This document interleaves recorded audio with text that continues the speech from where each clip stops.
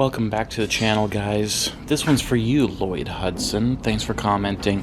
I'm going to make a video on the build of this LS. So we're going to be taking it apart right now. And yeah, sneak peek to what happened. I made a video of it the other day.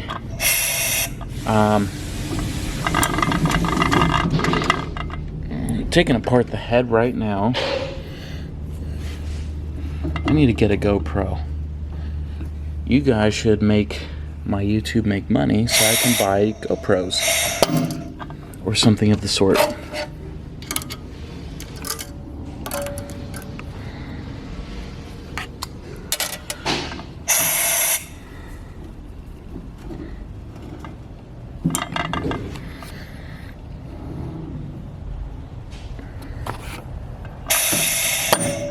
I just finished doing a coyote head for a guy. Absolute pain in the butt assembling those overhead cams. I can assemble one of these heads in about, I don't know, 2 minutes. But I am not exaggerating, and it's not that I'm bad at it or slow or something. It took me 45 minutes just to install keepers. They're a pain in the butt. I hate overhead cam. Alright, here's what we've got going on inside this head. Yeah, you can go back and watch the video if you want. The seat fell out of the head. And, yeah. We're going to get to the block in a little bit, and you'll see there, it's just wore out. So we're going to be boring it a little bit, and actually we're going to be honing it, and I'll get to that in a bit. But the head's in good shape. Nothing wrong with it. Valves look good. Guides are... I finished one head already. Sitting right there. Got that one done. But the guides wore out. Same story I see every single day. Actually, this one's not as bad as the other one. The other one was pretty bad. And, yeah, guides are not a big deal. We're going to get to that in just a little bit. We're going to get this cleaned up. It's not worth me... You don't want to watch me clean a head. That's the worst part of the job, is cleaning things. So I'm going to go ahead and... that was cool. I'm going to skip to the good part. Everything's clean, and we're going to get to taking out valve seats. Now, there was a guy... Actually, let me get to that first. A guy said, you should replace all the valve seats. I don't know. And one guy said, just do the intakes. Guess what? Engines are full of opinions. You're good at it, I'm sure. I think I'm okay at it. The next guy agrees with me. I don't know. Guess what? It's an opinion. So, I have yet to see an exhaust. I've never seen this happen, so this is new to me. But from the research I've done, intake seats fall out. I don't see exhaust seats falling out. So, we're going to take a chance on it, because if you've done seats, it kind of sucks. It's a lot of work. So if I can cut that in half, great. Let me get this all cleaned up, and we're going to be popping out some intake seats and then get this going. To remove these intake seats, I find it best to use a TIG welder. And you just kind of run a bead all the way around it, not adding filler metal, just running the arc.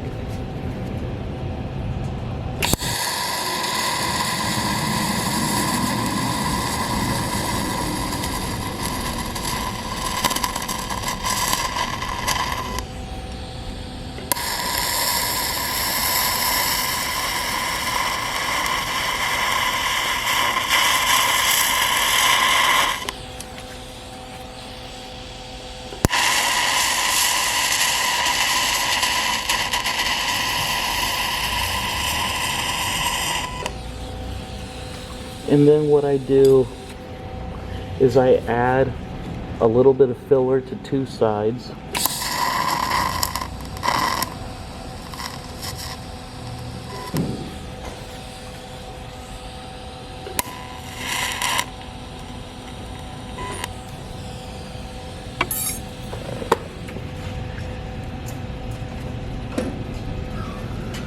And then that gives me something to grab onto with my pry bar. felt it move a little bit. Yeah, so we're just gonna rock this back and forth.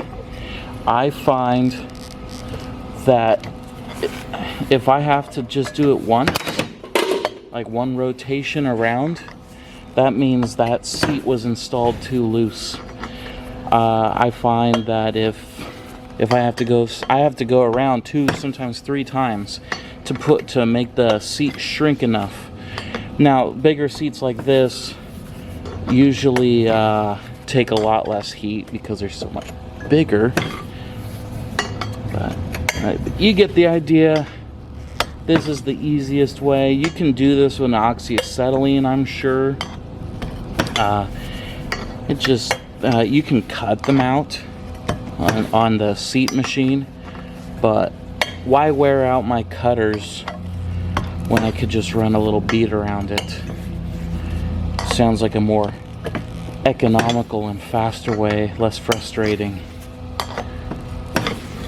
Then after a while, then I can kind of wedge it, so it's just a whole lot of going back and forth. I know they make a tool for doing this part, but why buy a tool when I already have my overpriced Snap-on pry bar?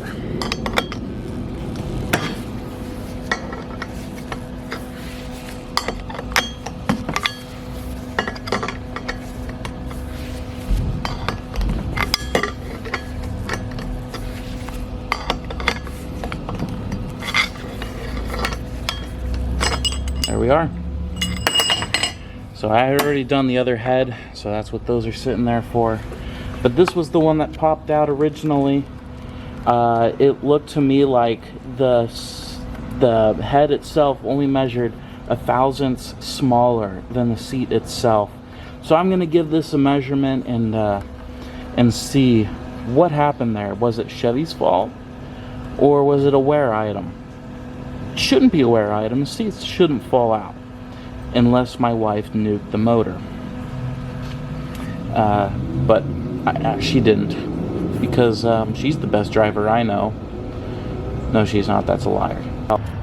First thing we're gonna do is guides. If you know anything about me, key liners are bad. Don't ever use them. Can see a little bit of a wiggle.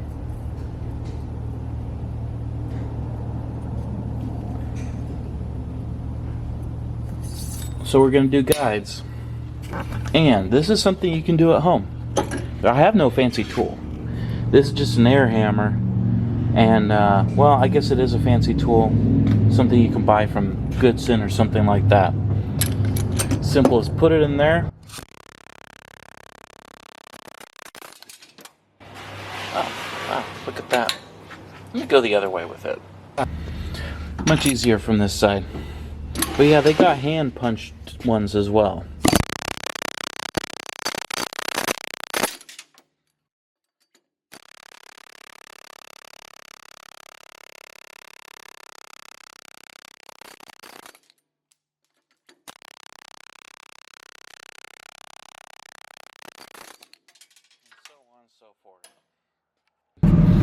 Now we're going to be doing putting the new ones in.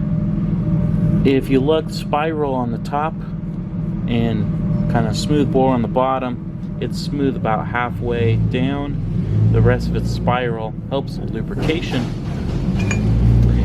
And then installed height is 680 thousandths from where the spring sits.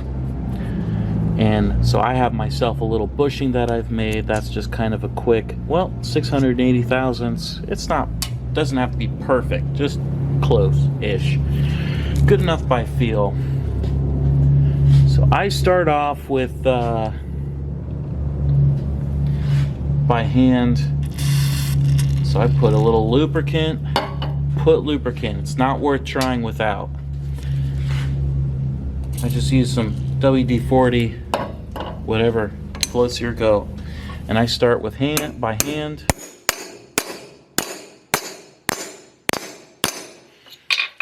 And because I'm lazy, out comes the air hammer again.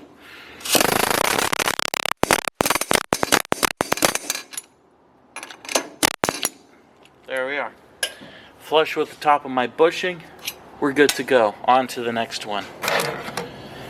This is something you can do at home, unless they're cast-in guides, also known as a false guide.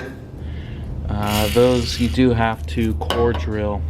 Kind of a pain, but not a big deal for me with the machine I have.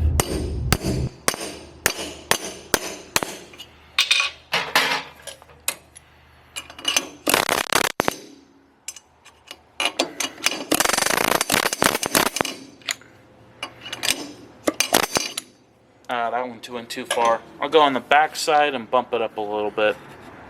Now that all my guides are installed, I got a ream. It's got a pilot so that it starts really easy.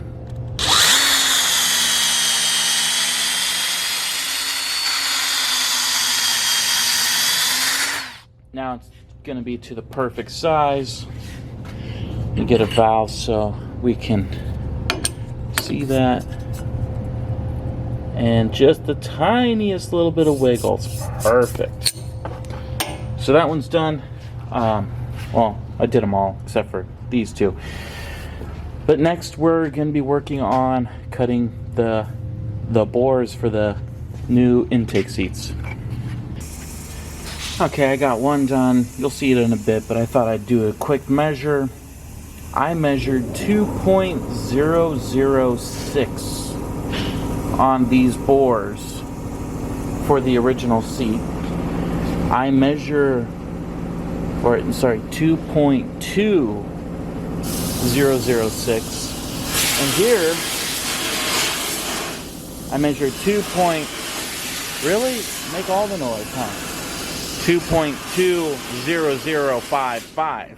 So actually the seat, at least this one, I don't know if all of them were like that, because once I torch them, they're not the same. Yeah, that sounds like either a bad seat was made or the bore is wrong. I don't know. I couldn't find a GM spec for what it's supposed to be.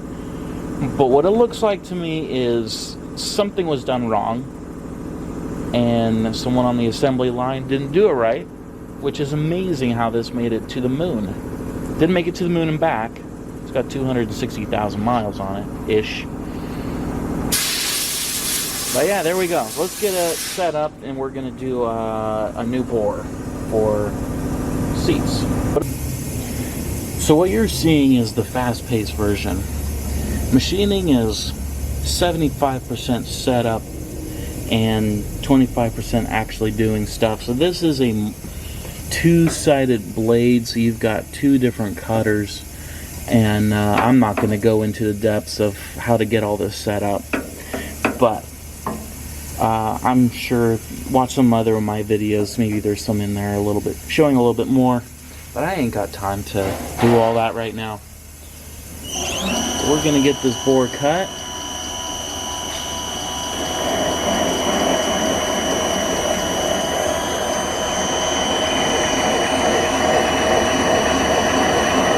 So we're cutting it from 2.206 to 2.25 because our seat is 2.257. That'll give us 7/1000 press, and when it hits the bottom, it'll hit my little stop right there.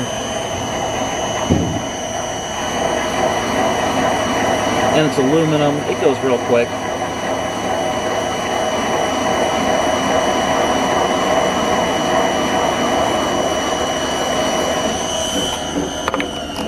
And then when I get to the bottom, I stop, and then I come up.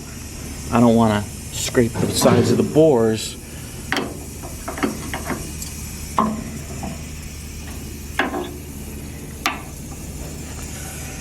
Well, there she is. So we got a new seat bore.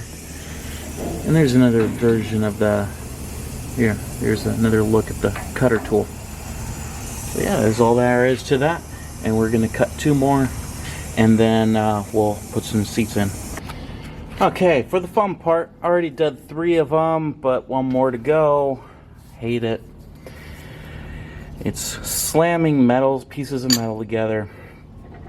I've made myself a little seat installer. I use a pilot, and then I drilled out a piece of metal, and then this end here is changeable to different sizes that I've made, so that way it goes in straight. And then 4-pound hammer, and then just start wailing on it. It's a 7/1000 press. It's my rule is 6 to 7 for aluminum, 4 to 5 for iron. So it takes quite a bit to get it in there. Those seats ain't coming out again.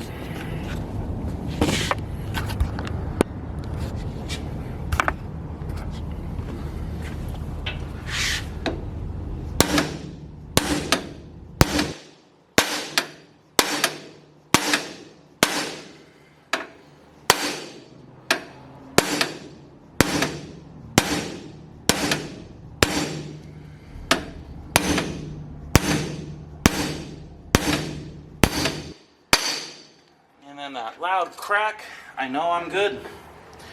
Seats installed. Thing's heavy. All right, we're ready for the next step. It's the next morning, we're back. Let's get the seat cut. That one's already done. I'm doing the exhaust first because that's what my tool was set up from the last one.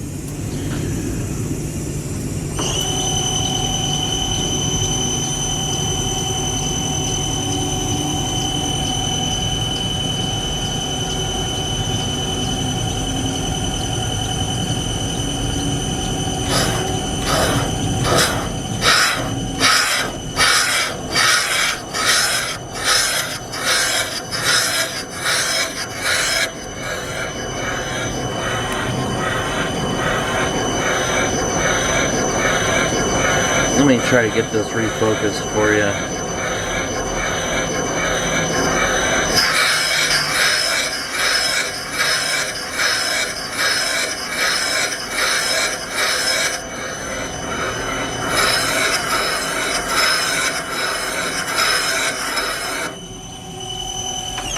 You go just enough so that your old disappears. You don't want to go too high. You don't want to have to mess with push rod angles or anything like that, or push rod lengths. But yeah, there's our new exhaust seat. So I'm going to finish those off, and then we're going to go to the intakes.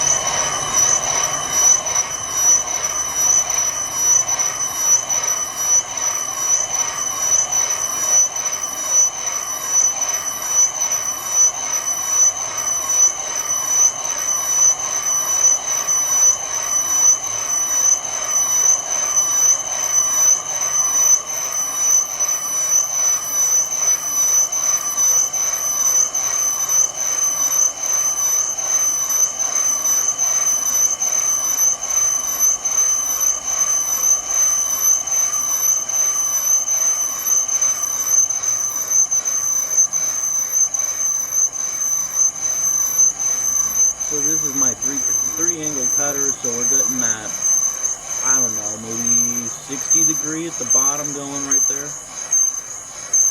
Pretty soon the 45 of the actual valve seat will be showing up.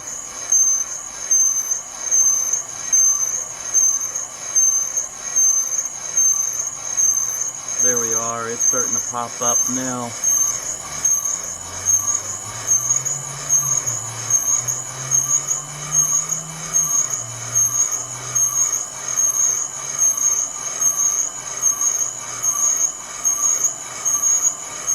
And then pretty soon we'll be getting that 30-degree relief at the top.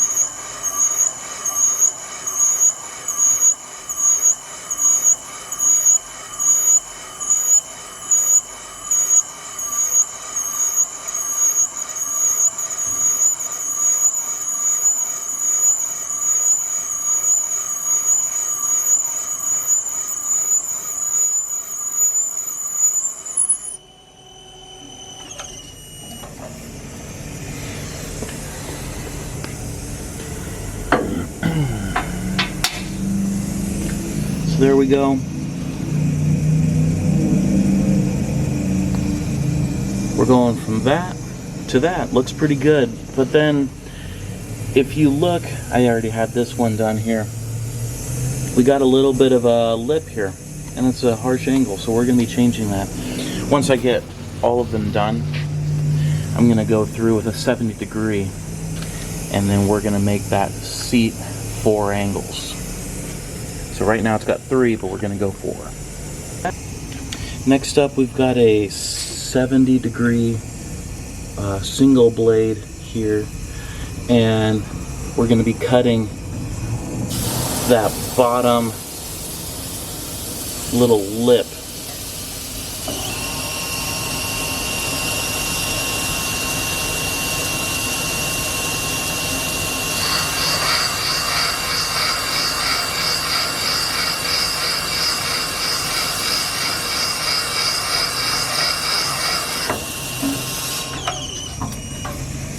So it's not a, oh, you're gonna get 15 horsepower because of that, but you know, that little lip down there it helps and get that air in quicker. Next up, we're gonna be doing some valve grinding.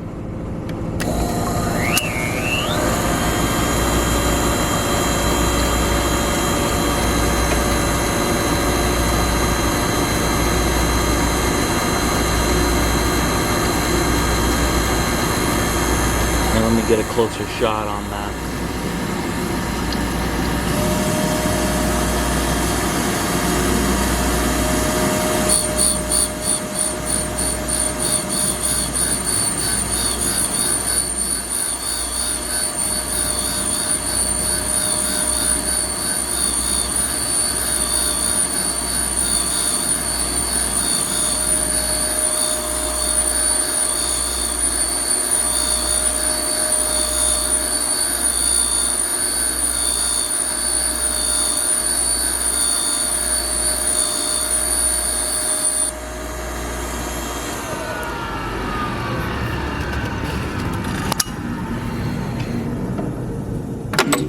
As far as intake, there's not really room for a multi-angle valve cut because it's already kind of, so that's a 45 there, but it's already kind of got a 30 degree there. So there's not a whole lot of room for it. You could do a little bit if you want. I might. We'll see. But we're going to do, and on the exhaust as well, there's not a whole lot of space for that. It's a pretty good valve to begin with. Head is done, and valves are ground except for one. It's on the way. It was bent. That's gonna be seen, of course, with seat falling out. But there we go. We got 4 angles on our valve seat, and as far as porting and polishing in here, I don't go crazy because I don't have time. I'm not getting paid for this. So as far as ports in this thing, they're fantastic. The cathedral ports do have a couple spots you could work on. They have a little lump, but some people get way too carried away, and I'm sorry, you're wasting your time and potentially ruining a head. The intake ports in these things are just massive, especially the rectangle port. I mean, this head is designed for something with like 230 degrees of duration, 600 lift, crazy stuff. So really, this head doesn't have much to need to do to it. But I do a little bit of polishing. I kind of smooth out this little transition where it goes sideways because, I mean, that air is moving through there, so I do smoothen it out just a little bit. And then the exhaust port, I do a fair amount of polishing. I mean, I'm not going for a mirror finish, but the better polish you do, the less your exhaust sticks. So I just didn't have time to get in there and get all the little nitty-gritty stuff, but I just take 20 minutes, polish it up a little bit, and it makes a little bit of a difference, I would think. Is it worth my time? Probably not. But at least I'm not wasting my time like a lot of people do. Again, this head is designed for a whole lot of flow. And so there's really not much to touch on it. One thing I forgot to mention, when you're cutting, especially new seats, you need to check your how far out the valve stem sticks. And simple way to do it, take your caliper. If you're just gonna touch up your valves, it's not a big deal, but we did a whole bunch of changes here, and so we want to get this right. This is impossible to do one-handed. I feel like I'm holding a syringe.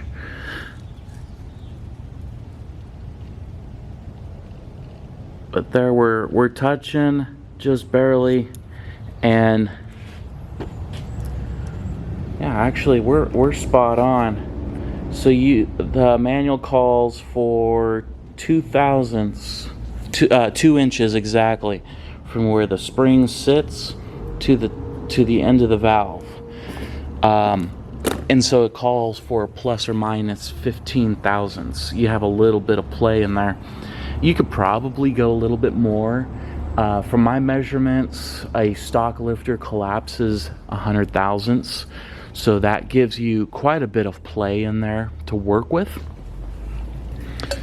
So that's measuring that. So you got 680 specs, or 680 to the top of the valve guide from the spring seat, and then for the top of the valve exhaust and intake for every LS I've ever seen, it's 2 inches exactly, plus or minus 15 thousandths. Now, as for the cylinder block, here's what we've got going on. I got one cylinder already done. This is what we're working with. We've got a Silverlight piston, stock replacement. Well, it's better than stock. They powder coat the top of the piston. My guess is they do that so then the carbon doesn't build up as much. Kind of cool. So what I love about this piston, and I got excited when I saw it, if you look at the very top, 1.1 millimeter. That is 4 thousandths of an inch, give or take a 10 thousandths. 4 thousandths. Now, I had this conversation with a guy once, and he said, "Oh, give me a Chevy 350, I'll make it a 355." Congratulations, you can take a standard bore and bore it 60 over, ruin a block, just to gain a couple more horsepower, just a few. It doesn't make that big of a difference. You're going to get a way bigger difference from bigger valves, ports, cam, all of that stuff. Don't take your standard bore and go 60 over or whatever. I think the max on this is 40. It's just a waste. I hate it when people do that.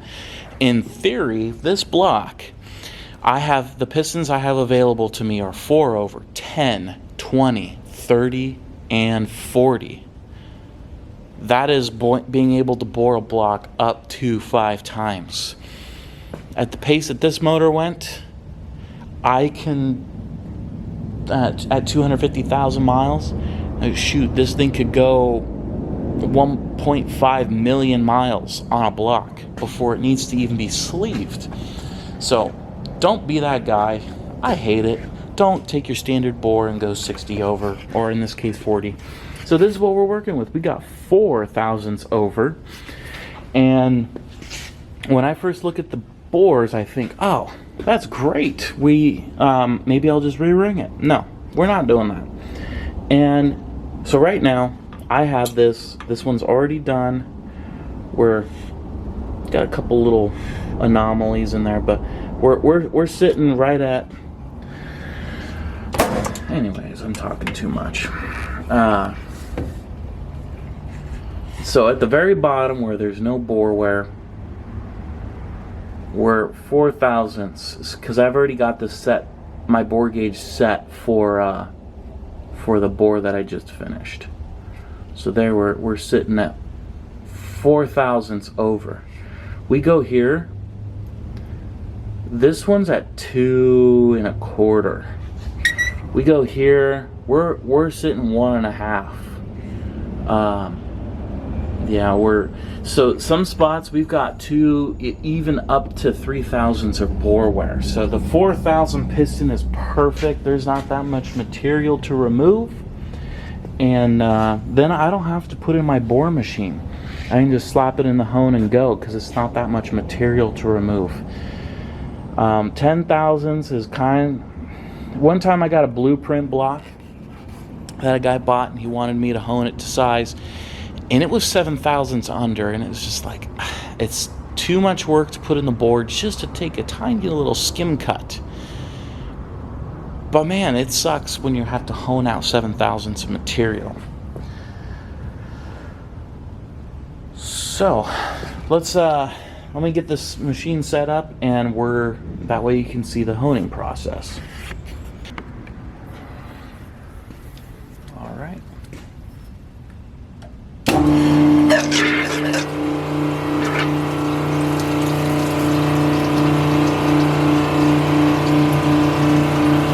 And I'm going to take a little skim cut just so you can see the bore wear.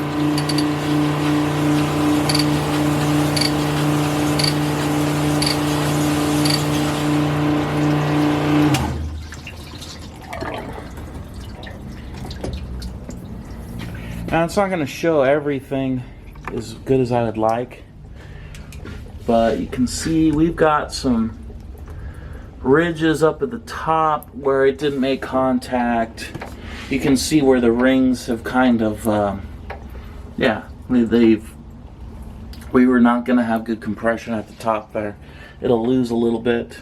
You can see a pretty good ring in there. That's like right here. Yeah. So you can see the bore was tired. Now, would it have ran if I put it back together? Absolutely. But we're this far into the engine, make it new. But yeah, we had 2,000s of wear or so. I think this was the worst bore. This was number 8.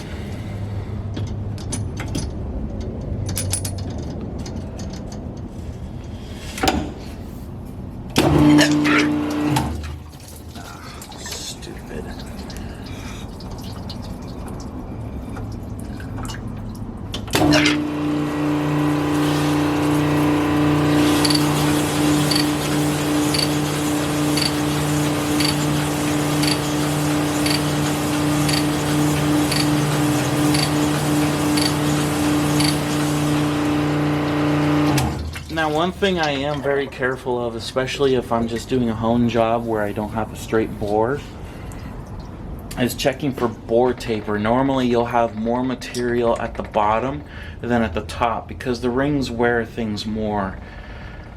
So we're at 1, 1.5, but at the bottom we've got 3. So I need to be careful. I need to do a dwell at the bottom. So we're kind of out of round. This is why I don't like just honing a block. You don't start with a straight bore. Things are a little bit weird. So for the most part, we've got 2 3,000s. At the top there, we've got 1 to go. I don't like that. So what I'm going to be doing is I've got this right here. This is my dwell switch, and what that does is it makes it stay. I'm gonna adjust my camera a bit. There we go.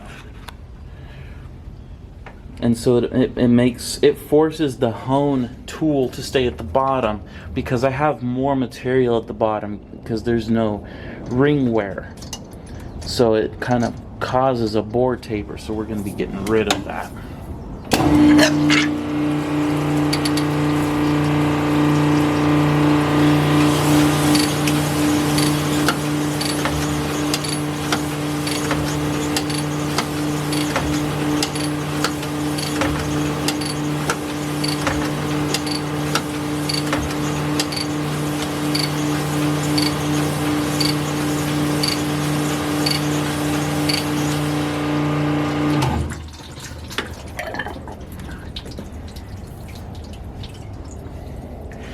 can still see a little bit of ring at the very top.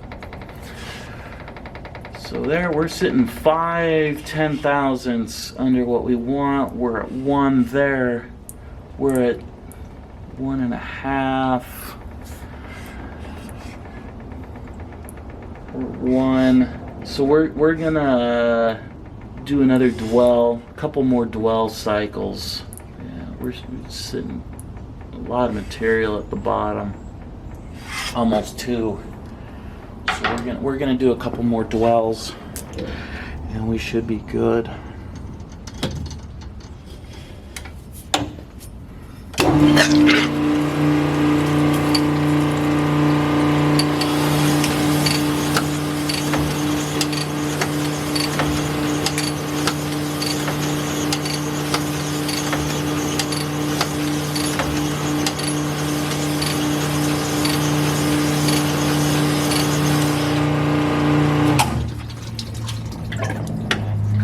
I think I went a little bit too much of a little too much force in there. We'll see what's gonna happen here. Yeah, right there we're at finishing size.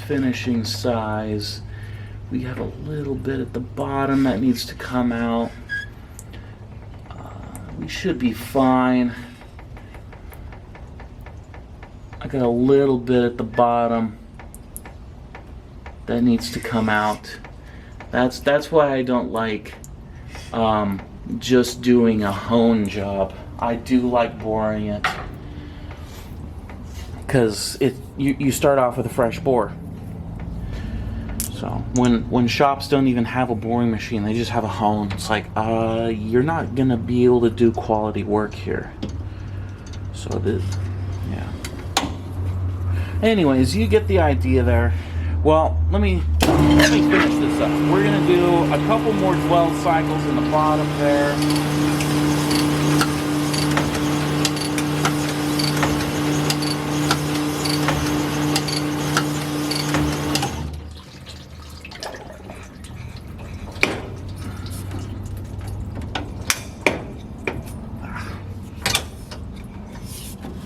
My machine, it's got this stupid thing that has an auto stop. Well, I don't use this machine like normal people do, so it just doesn't work for me.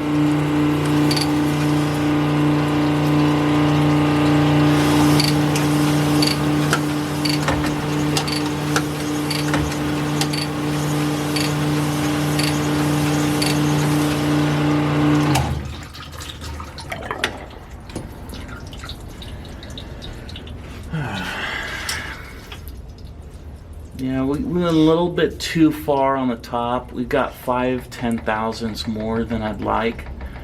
But we're sitting perfect at the bottom. And yeah, we got a good bore all the way around. We got 5/10,000ths too much at the top, but that's all right. I'm not going to complain too much about that. So there we go. There's a finished bore compared to the old one. Well, we got the block on the stand. You know what's beautiful about aluminum blocks? They weigh nothing, which, is great for a race car. I think it's a little overkill having that in Tahoe. So, yeah, got on the stand. I just installed the cam bearings. We got fresh bearings in there. The old ones, I'm actually kind of shocked.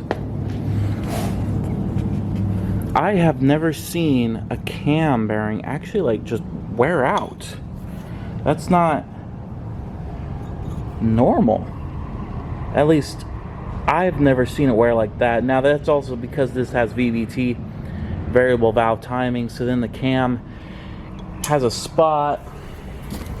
Good look there, we got a spot where the oil has to travel through the cam journal here into the phaser. So I replaced all the bearings, obviously, and I'm glad. It's one of those things, again, I am so glad I just took the motor out, because you can't change the cam bearings with it in the block. At least not the rear one. You could probably get the others, just not the rear. Which also, the rear Again, a little bit of wear. This one's not as bad, but it did look like it had most of the wear on the bottom, which makes sense. You know, it's pushing down because of the lifters. So we got new bearings in, and it's all on the stand. It's ready for me to assemble, so we're gonna get going on that. Well, we got the crank in. Torque specs on this: 15 degrees and 15 pounds, 90 degrees, and 15 pounds, 53 degrees. It's the same for all LS engines that I'm aware of. I got the first set of pistons in. Again, going to that Silverlight 4-over pistons, quick, easy hone. If you're doing this and shoot, you forgot your direction, I don't think it really matters on rod direction, but the dot on the neck goes to the back of the piston. I always number it. I do a little, well, shoot, that's hard to see.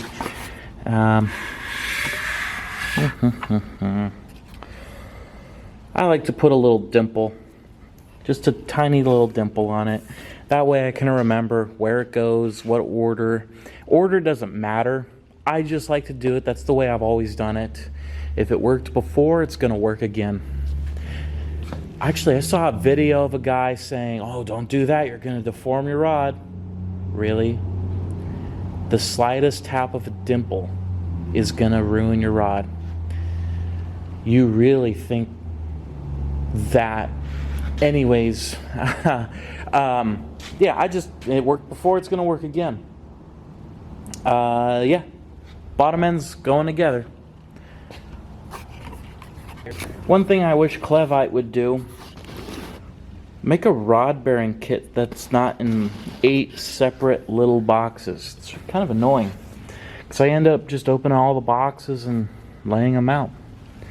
Save yourself a little cardboard and frustration. Get them packs of 4. Sometimes there's 4 cylinders, sometimes there's 6 cylinders. At least do packs of 2s and make it easy. Not that they're watching or caring. As far as ring compressors, I'm a big fan of my Total Seal. Let's get the focus better. Total Seal adjustable. They're really nice. It's got a hose clamp on it. It's got a cut in here so that you can adjust for different sizes. There's a couple. Let's see, how's my direction looking here? Let me flip that lens around. Great. Yeah. There's a couple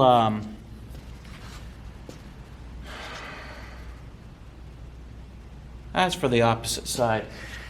What was I going to say? There's a couple of sizes that I have that are the fixed dimension. I like those for like my John Deere 4.5 liter.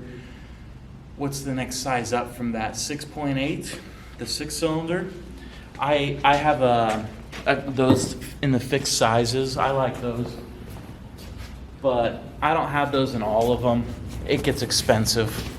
You're gonna buy a million, but I have, I don't know, 15 adjustable ones. They're usually good for about 100 thousandths range, so that's gonna do everything that you want. I'm gonna do this side, and then I'll go to the other side that you can see.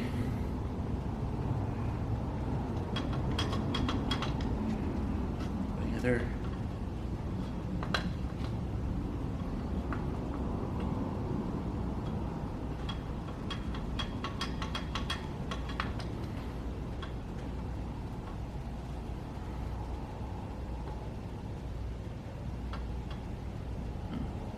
There we go.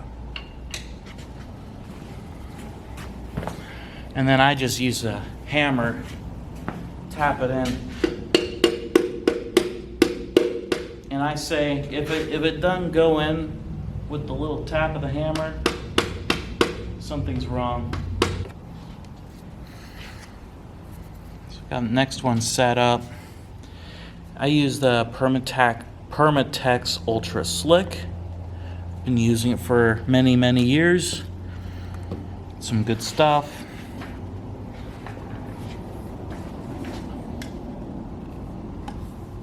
And then just regular old motor oil. Coat the inside of the bore. Come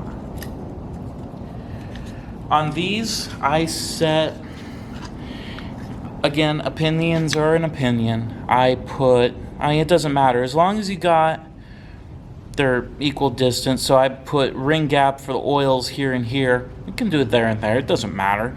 And then I just go opposite. So if my gaps for oils are here, second ring is here, top ring is here, and then the little dot goes forward.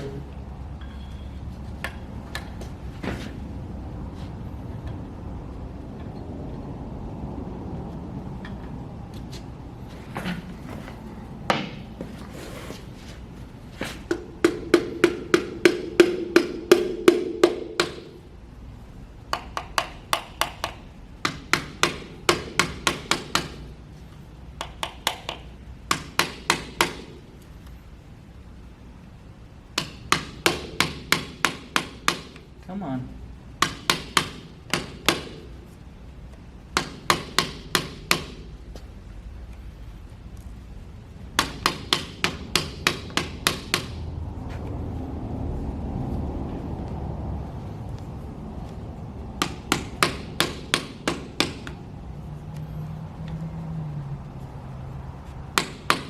Dang, I'm looking like a chump right now.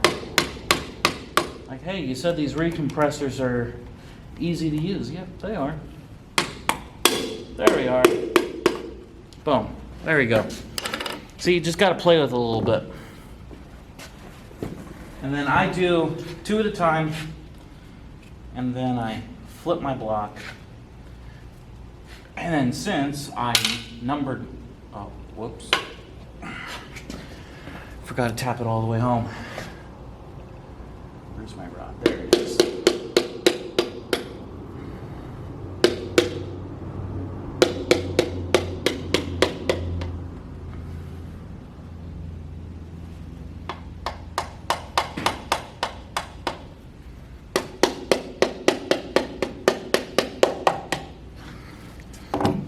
Since I numbered my rods on the cap end,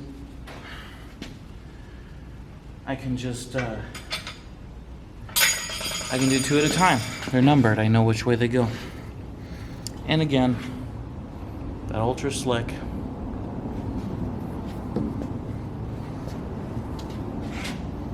That's my number 4. And it goes without being said, make sure you put the right rod caps on the right rods, or you're gonna ruin that rod. It's a cracked rod.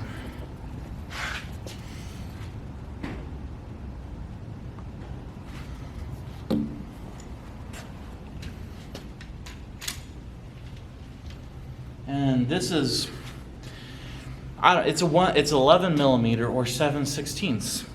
Which one is it? I don't know. What's the actual size? Comment that one. Is it 7/16? Is it 11 millimeter?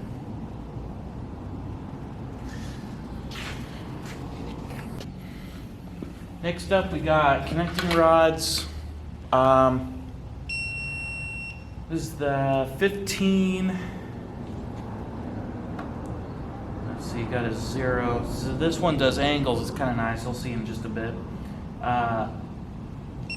So I'm going to do 15 pounds on my rods.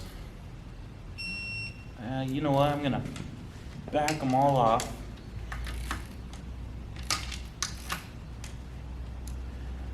What's nice about this thing is it does a, I'll give you a close up on the tool in just a bit.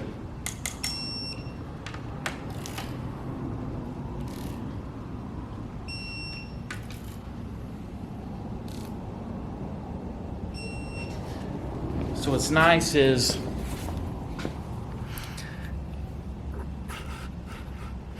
it'll give me a, if you can see in there maybe, it gives me a count of how many I've torqued.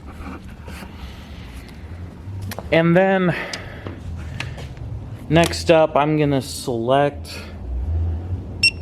angles. So I got 85 degrees, that's what the rod calls for. And let's see here. And so then it's got a readout, and then it's got lights to kind of tell you where you're at. Are you getting close? And then it buzzes and vibrates and turns green when it's done. I've really enjoyed this torque wrench. And it's, I don't know, $500–600. It's a lot of money. But the amount that I use it, it's totally worth it. And the angle thing is nice. And what's also nice about it is if you're halfway and say you've got to do 120 degrees, but you're in a confined space and you can't finish the whole stroke, you can stop, reverse out, and then continue. It will remember the angles that you've put into it. It's really cool. I like it. Doing the rear main seal, I guess I can talk because, well, only one hand at a time can do this one. I've made enough space in my engine stand to be able to slide the rear main seal housing up in there without having to take the motor off, so that's kind of nice. I made this engine stand myself. It's kind of over-engineered, but fantastic. I put 6-cylinder Cummins on this thing, no problem. And yeah, the rear main seal, I replaced the transmission not even a year ago, I think. I want to say somewhere in there. So that was, yeah, so when I did that, I had oil leaks. So I replaced the gasket, the pan gasket, rear main seal, front. No, I didn't do the front housing because that wasn't leaking. But yeah, I did the rear main seal on here. And I know you're supposed to replace the housing when you do this. I replaced the housing the last time. And I don't think I think it's a gimmick, honestly. Now, go ahead and accuse me, tell me I'm wrong. It's all right, you know, maybe you had an experience. I've never had a bad experience, so I'm actually going to reuse the gasket and rear main seal. I did this, it's not even a year, so it's not going to leak and it's going to be fine. I think I got most of the leaks fixed, but then it was the valley pan gasket that was leaking. But yeah, that's always something I've wondered. So leave a comment on what you think on rear main seal housings. Do they need to be replaced every single time? I don't think so, but I could be wrong. Okay, bottom end is done. Gonna be doing the lifters and putting the heads on. Now I'm gonna get some hate here. I know it, but I'm gonna be reusing the old lifters because the cam is still good, the lifters were still good, and everything just feels good. The roller bearings feel good, and normally it's the active lifters I give out, not the normal ones. So I'm going to be reusing those. If something happens, it's not a huge big deal, but it saves a little bit of money, but it's all right. I am not reusing the trays. I've got new ones in there, so just so you're aware of that, because those do wear. The new ones are definitely a lot tighter than the old ones on holding those lifters in. So reusing those, kind of saving money in a few places, not to be too frugal, but that one is quite a bit of money there, because I don't like cheap aftermarket cams. I only buy an original GM, and those are $650, and then the lifters I'll do a comp $850. That's another $250, so it's saving me almost $1,000 there. So yeah, that's all fine. So I'm going to be swapping them. Don't worry, they're all in the same place. They're conformed. So I took these and put them there. So they're in the same direction and the same order. And also, I'm going to be that poser, and I'm putting ARP studs in it.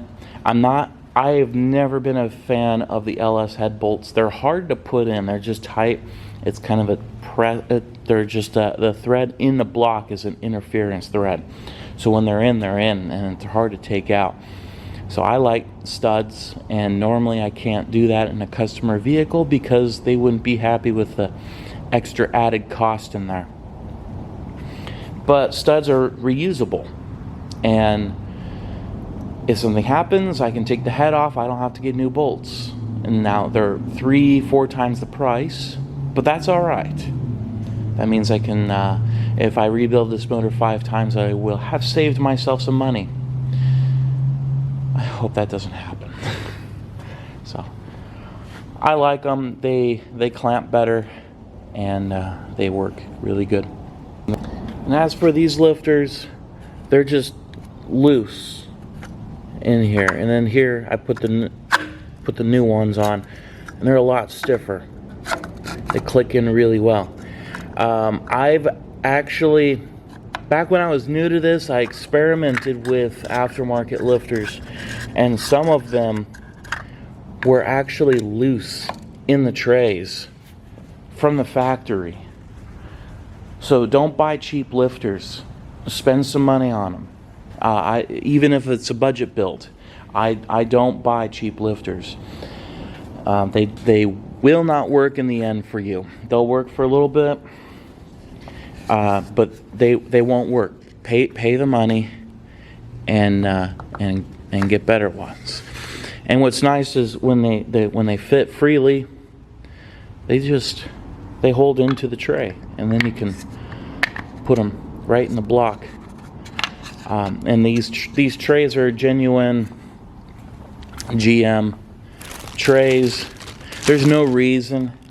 There's a part number if you need it. There's no reason to buy an aftermarket cheap tray because they cost. I think these were $15. So go buy a good original one.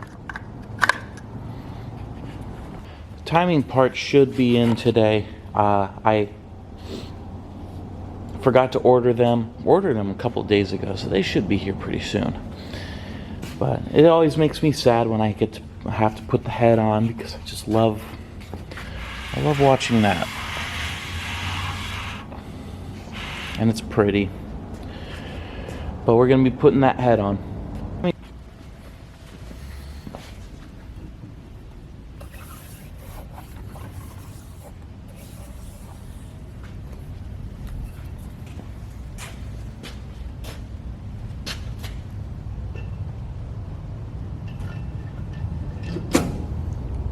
One question I've always had is MLS gaskets. Leave this in the comments if you know the answer. I know MLS gaskets can be reused. I've reused them on like water stuff and like Caterpillar engines and Cummins. They use MLS a lot. And so I've always wondered that. Let me know what you think. Sometimes you can reuse. I've never reused a head gasket. They come in the kit, and the price is, I think it adds $75 for head gaskets, and in my mind it's not worth the risk. But if you have reused one, please comment. I'm interested in that.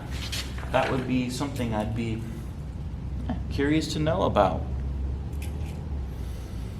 On this set, so this is on the studs. It's got different washers.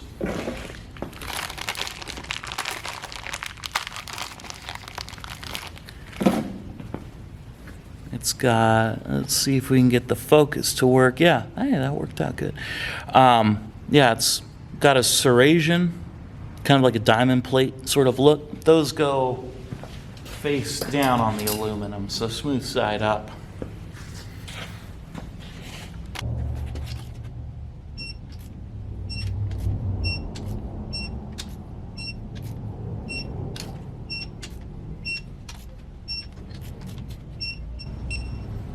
So first step is 25, and then we're gonna go 50, and then 80.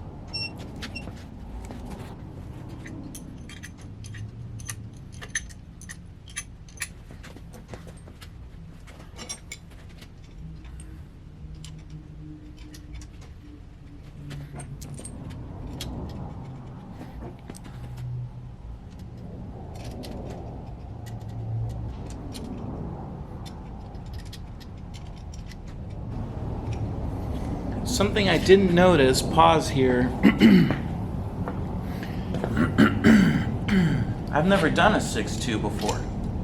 Done lots of 5/8s, 5.3s, 4/8s, 6 liters, but I've never done a 6.2.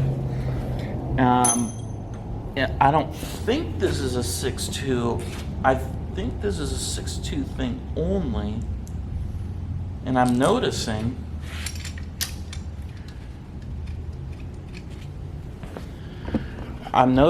that we have some, these are straight because normally they're all the same, but this one's a little bit off to the side a little bit. That's why I got confused there. My guess is bigger valve, they had to move the valve over to get it out of the way of the cylinder wall so that you don't have valve shrouding. Just something I just noticed. I'm glad I saw that.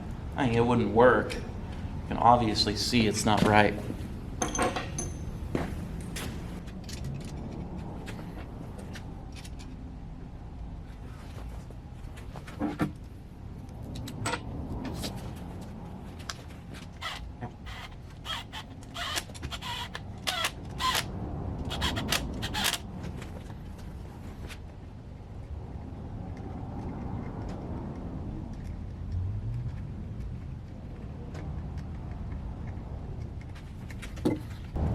Got the rest of our parts in.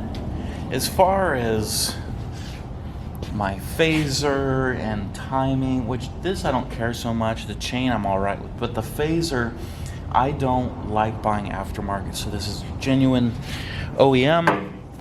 I figure for the price, I like this valve, they call it a valve, it's a bolt, whatever, to hold the phaser on. The aftermarket is $40. That just seems a little cheap. Not that paying more money gives you a better product, but sometimes it does. And yeah, we don't want problems. A little tip for putting on the new sprocket: use the old one.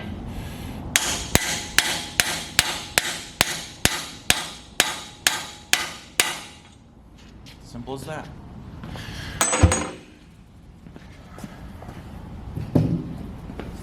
Because it's only pressed on about 1/2 inch on the end there.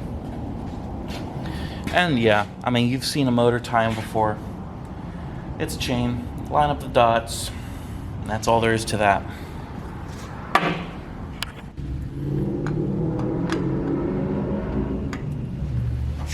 And so now I can line up my arrow with the dot, get my chain.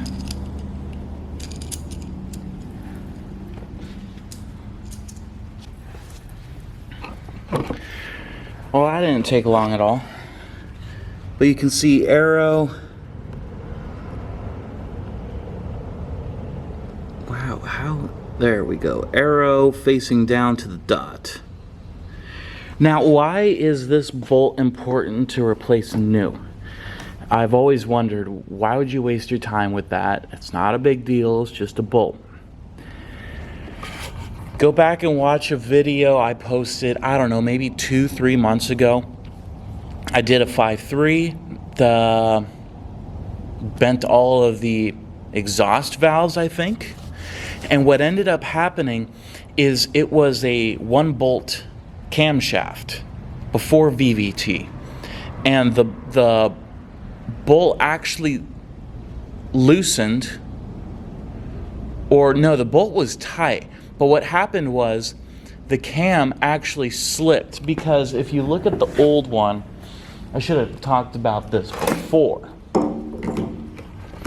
If you look at the old one, you've got what's called a locator pin right here. And that actually snapped in the camshaft, so that pin sheared.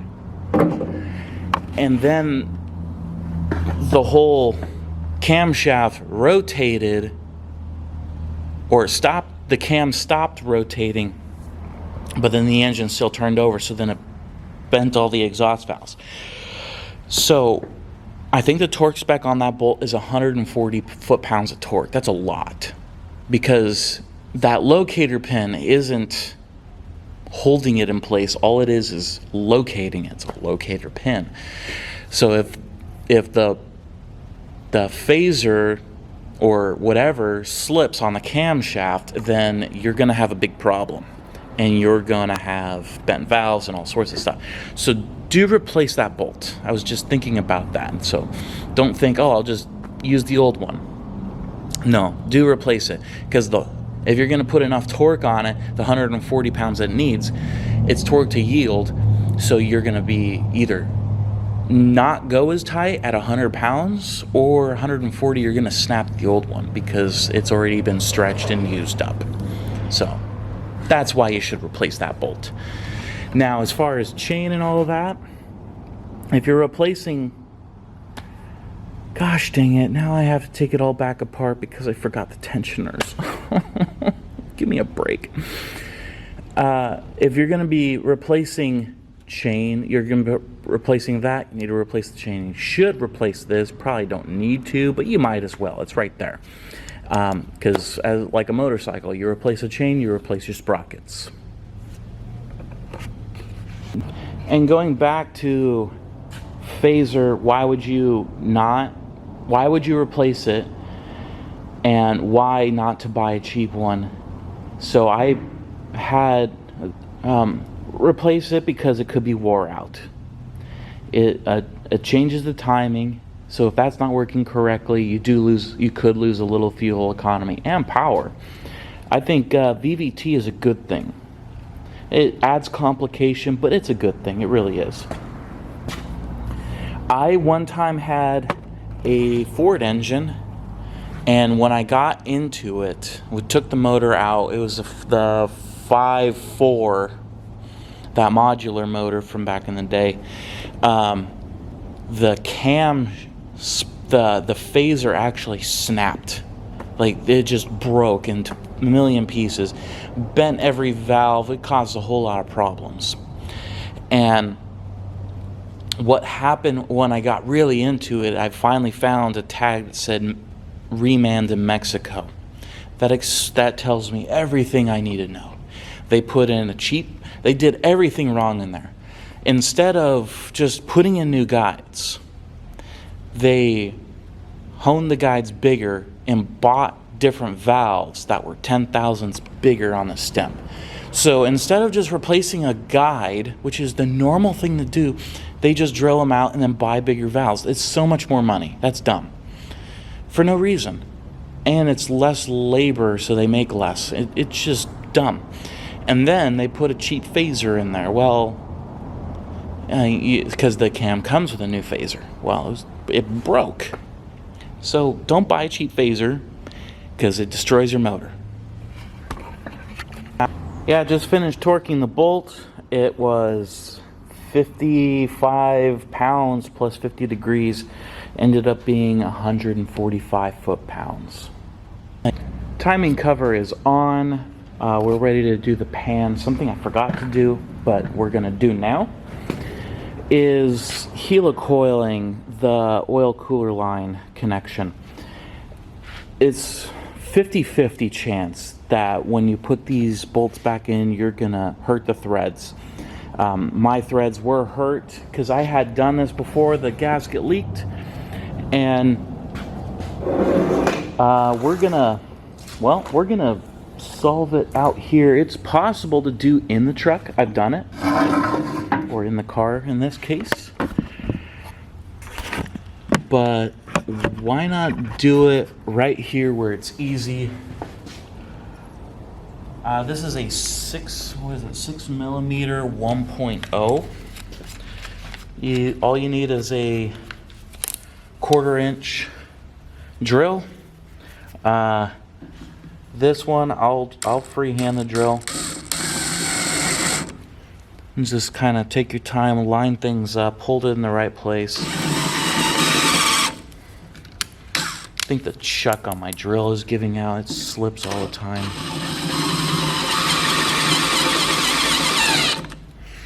Kind of abuse this drill.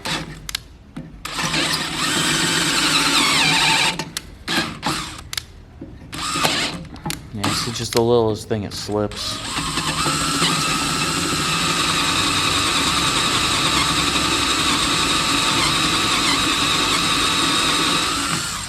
And then it's a good idea to put rags in there too. You can kind of see I did that.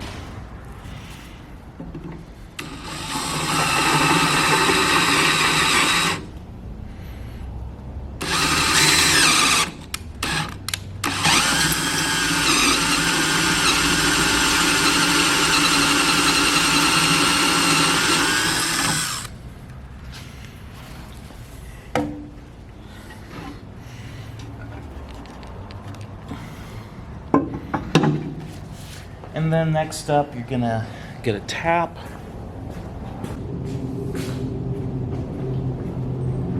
You know, if you put your tools back where you got them from, you can find them the next time. It's a special tap. It's designed for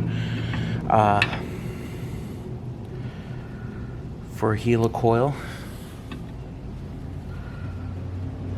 And so I'm just watching to make sure I'm going straight.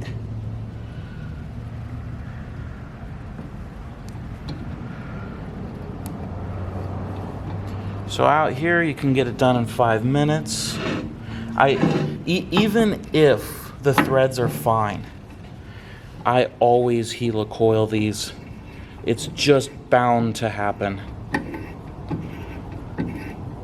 No matter how careful you are, those threads are gonna pull. So you got a 50-50 chance.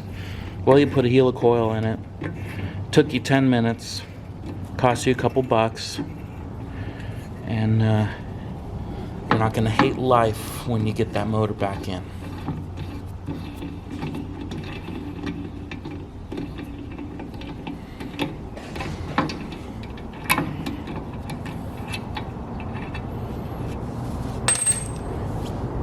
And get the shavings out.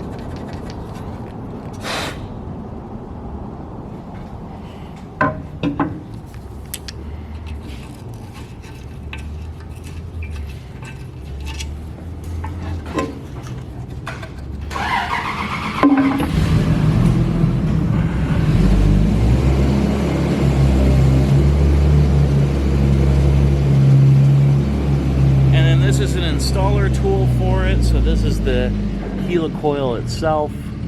It's a little piece of thread, almost looks like a spring. And then this is an installer tool for it. And it's as simple as screwing it in.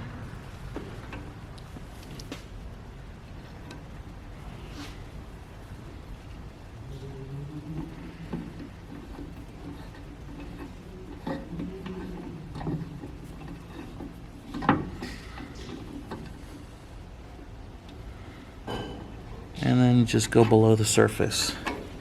And then it's in, and then you'll take a punch, and then you'll hit the little tang at the bottom. And then that's all there is to helicoiling. Now for the fun part, getting motor back in the car.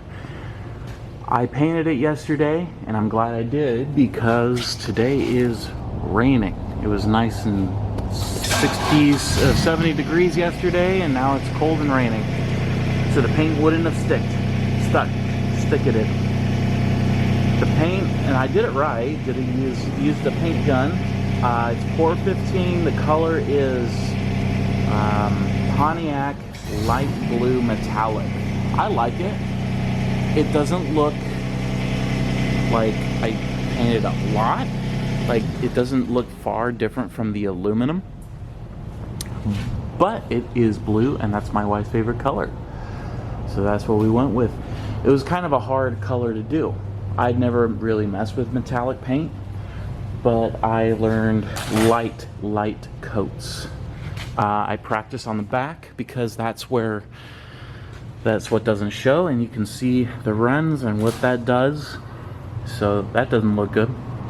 And it also really likes porous material, so it didn't stick too well to the slick machined parts of the head. But at the front, I was very careful. I got a little bit of run there. But yeah, tricky color to do. And if I wanted to do a perfect job, I would have sanded the front cover, because all the little casting marks really show up on this color. Since you can't do a heavy coat, you have to be light with it, and so then any imperfections really show up. So just a little tip on the metallic color. But yeah, that one turned out good. We got our new motor mounts. The old motor mounts were about to give out. So a whole lot of stuff that was just worth taking the motor out for. And I think that's all I've done. So we're ready to put it back into the car. And I fixed a few plugs in there that broke because it's old, brittle, 20-year-old plastic. Engine's in, accessories are in, except for alternator. The bottom end is all buttoned up, and that's a whole lot of crawling around. I don't have time to video all of that stuff. You guys have seen that, I'm sure. If not, I'm sure someone else has it on there. But anyways, we're about to put the intake on, so that's what it looks like. Wow, you can still see it, everything underneath there. But yeah, I like the color. It's unique, it's different. So, I'm gonna put the intake on, and then we're gonna be really close to getting this thing fired up soon. Well, I was gonna put my spark plugs in. Got these from O'Reilly's. And look at that. Used. That's what happens when you don't spank your kids. Well, we got most of the stuff in. Spark plug wires, spark plugs.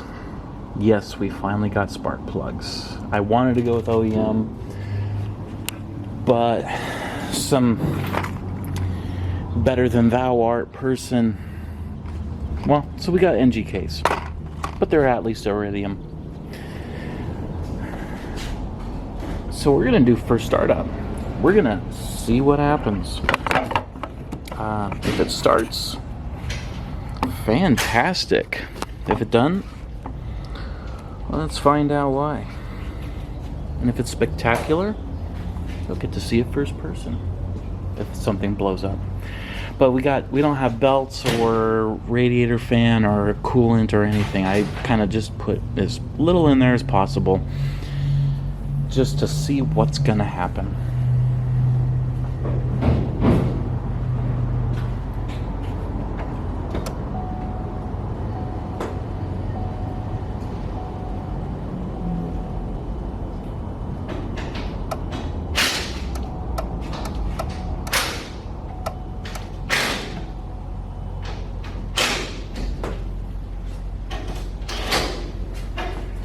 Starter stick ain't working.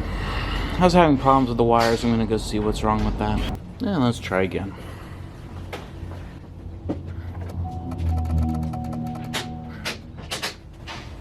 I don't know. Well, my voltage was 11.5 volts, so the battery was tired. So now I've got my jumper battery, and that was a little low at 12.3. So now I've got my battery, my jumper, and charger.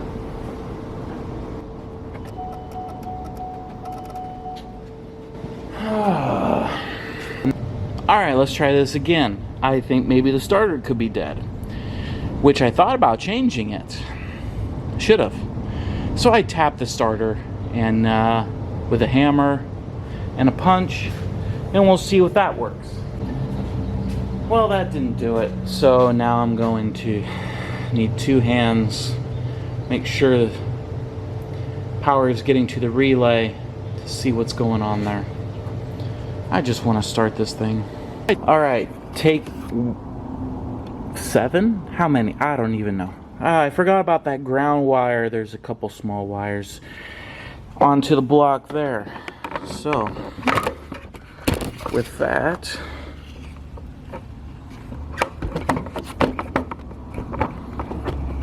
let's give it another try. If my camera will cooperate. There we go. Is that going to shake and fall off? Maybe.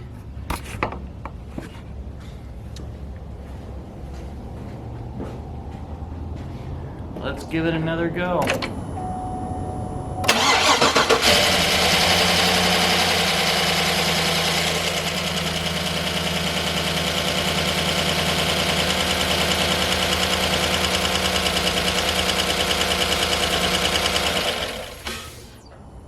£40 of oil pressure.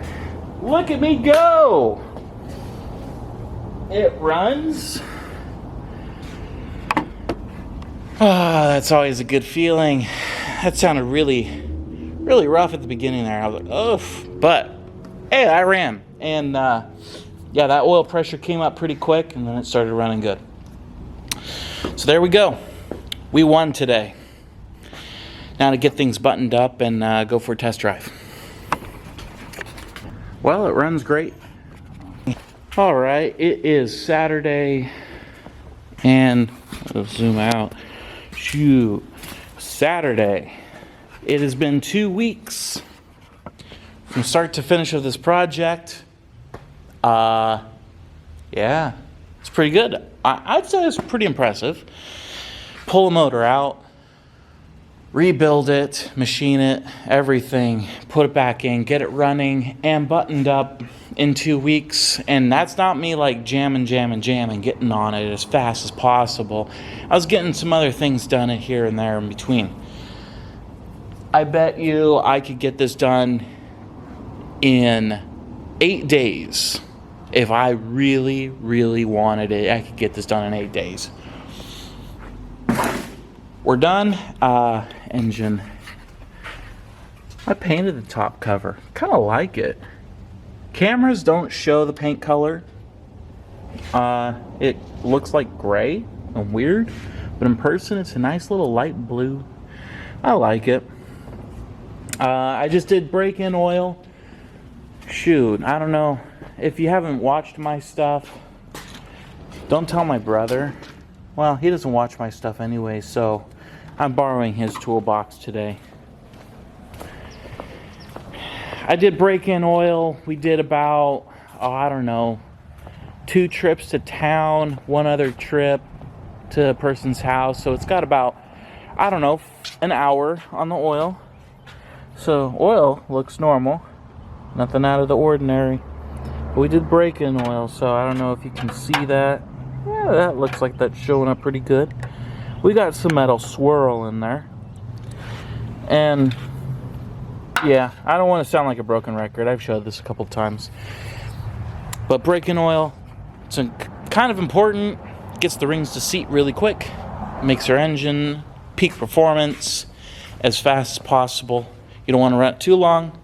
I recommend an hour or 50 miles, whichever one comes first.